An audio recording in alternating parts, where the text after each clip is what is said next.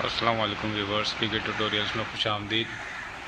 Viewers, जैसा कि हमने कल की वीडियो में डिस्कस किया था कि अगली वीडियो जो है वो फेल ओवर के बारे में होगी, लिंक रिडंडेंसी के बारे में होगी कि ये क्या है, किस तरह काम करती है और किस लोड बैलेंसिंग के मेथड के साथ ये बेस्ट रहेगी, किस लोड बैलेंसिंग के मेथड के साथ ये बेस्ट नहीं रहेगी, क्यों नहीं रहेगी, ये आज की वीडियो में मैं आपको बताऊँगा।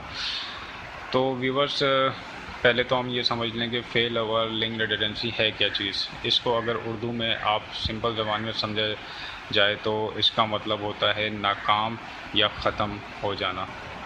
व्यूवर्स, अगर आप एक आईएसपी प्रोवाइडर हैं और अगर आपके पास सिस्को का मैनेजेबल स्विच लगा हुआ हो कंपनी की तरफ से, तो कंपनी अमूमन आपको दो लिंक देती है, एक प्राइमरी लिंक देती है और एक सेकेंडरी लिंक देती है। उसमें आपने ये देखा होगा कि अगर एक लिंक डाउन हो जाता है तो सेकेंडरी लिंक अपने आप जो है वो वेकअप हो जाता है और वो चलने लग जाता है, और लम्हे के लिए भी यूज़र्स को पता नहीं चलता कि नेट बंद हुआ था, फाइबर कटी थी, बैकएंड से कोई इशू आया था या बैकएंड से किसी एक लिंक के ऊपर सर्विस गई थी, ऐसा यूज़र को महसूस ही नहीं होता कि नेट बंद है।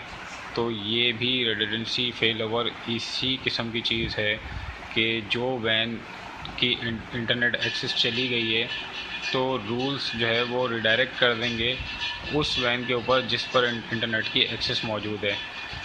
अच्छा, तो बात हो रही थी कि किस मेथड के साथ फेल ओवर लिंक रिडंडेंसी जो है वो बेस्ट है।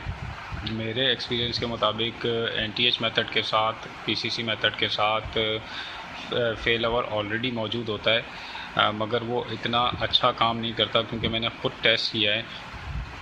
क्योंकि उसकी वजह यह है कि इसमें time based rule NTH method में पीसीसी मेथड के अंदर डिफ़ाइन किए जाते हैं। जिस तरह आपने पीसीसी मेथड के अंदर राउटिंग में देखा होगा कि डिस्टेंस 1, डिस्टेंस 2, डिस्टेंस 3, डिस्टेंस 4 करके जो है वो रूल्स बनाए जाते हैं, और फिर मैंगल के अंदर कुछ रूल बनाए जाते हैं। इसी तरीके से एनटीएच मेथड में भी जो है वो मैंगल में एवरी 2 पैकेट 1, एवरी 2 पैकेट 2 करके, और गेटवे के अंदर भी टाइम बेस्ड रूल डिफ़ाइन किए जाते हैं। उस वजह से अगर उस सेकंड के अंदर जो आपने वहाँ डिफ़ाइन किया हुआ होता है, उस सेकंड के अंदर अगर कोई वैन काम करना छोड़ दे तो उतनी देर में यूज़र्स के पास जो है वो पेज कैन नॉट फाइंड का एरर आ जाता है और आपको पता चल जाता है कि नेट लम्हे के लिए बंद हुआ है। मगर ईसीएमपी मेथड वो वाहिद मेथड है जिसके अंदर ऐसा कोई टाइम बेस्ड रूल जो है वो डिफ़ाइन नहीं किया जाता। इस वजह से उसके स्विच होने में जो है सेकंड भी नहीं लगता और आपको पता भी नहीं चलेगा कि जो है कनेक्टिविटी जो है वो दूसरे लिंक की तरफ रिडायरेक्ट हो गई है और आपको नेट चलता हुआ मिलेगा। तो व्यूवर्स, आज हम ईसीएमपी मेथड के साथ फेल ओवर को डिज़ाइन करेंगे और आपको इम्प्लीमेंट करके इसकी बताएंगे। तो आइए चलते हैं प्रैक्टिकल की तरफ।